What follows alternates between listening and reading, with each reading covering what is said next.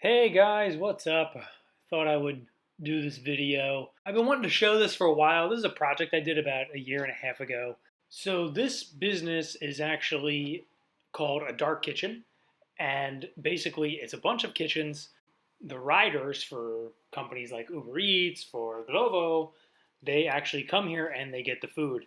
So this company needed a separate room built for basically like these electronic lockers that the restaurants could put the food into, and then the rider could put a code, the door would open, and the food would be waiting for the rider. So it was a lot of skills I never used before, like bricklaying. We built this out of cinder blocks. That's what they requested. We also built it using a steel beam to go across the gap. I had never worked with steel, so it was a learning experience. And we also had to render the walls, which I had never done either. Truth be told, I didn't even want to do this job. They asked me to do it maybe 6 months prior, and I told them no, I wasn't interested because I didn't really consider myself a builder. But they couldn't find anybody to help them out with it. So they finally came back to me, and we came to a price and we agreed to do it. I did have help on this job. I actually had a friend of mine help out, and he actually has more experience. He's more of a builder than I am, and he actually taught me a lot. He actually did the render.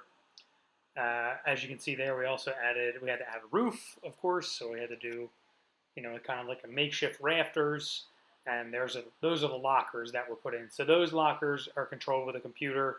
When the rider actually puts the code in, the door opens and the food is actually waiting inside.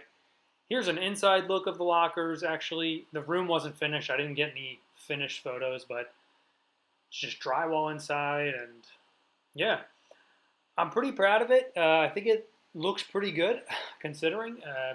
You know, it's definitely like homemade. I wouldn't consider it like the best thing ever, but considering it was the first time I ever did anything like that, I was pretty happy with it, and they were happy too. There haven't been any complaints, and it hasn't fallen down yet, so I'm pretty pleased. And then I thought I'd show you guys this. This is from like 3 years ago. It was the first time I ever did drywall. Yeah, basically, this customer plays piano and he was trying to deaden the sound going to his neighbor's house. So, yeah, put up some drywall and we put up some soundproofing in the profiles. And yeah, it turned out pretty good, I think, for my first time. I think I'm better at taping now than I was back then. But yeah, they're happy with it actually. So they just called me back to do a little bit more work, have some different angles there. Yeah, so not huge projects, as you can see. I don't do gigantic projects. I do more like mid-size because I'm just one guy. Yeah, I don't do huge projects because, to be honest, I don't want to do huge projects. I actually don't like being on projects for more than a couple days. I don't know. Maybe in the future I'll do some bigger ones that'll earn me some more money. I also find it difficult to do estimates for bigger jobs. But yeah, as you can see, those are just two jobs that I did, and yeah, I'm pretty proud of them. And I think I've excelled and I've exceeded what I originally thought I could do when I ventured out being a handyman. I'm happy with how my career is progressing, and I still am a handyman.